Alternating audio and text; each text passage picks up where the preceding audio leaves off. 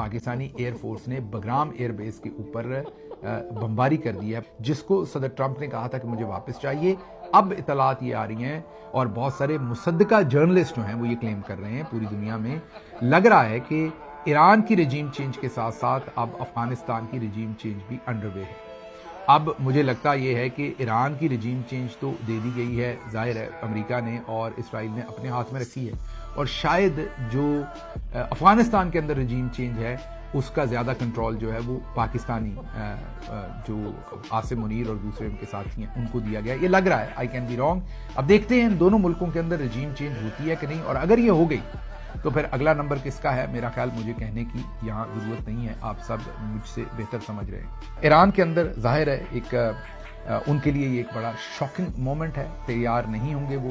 लेकिन at the same time system कहीं ना कहीं तैयार भी होगा। जैसे मैंने कहा कि उनको एक्सपेक्टेशन तो थी ये जो कुछ भी हो रहा था,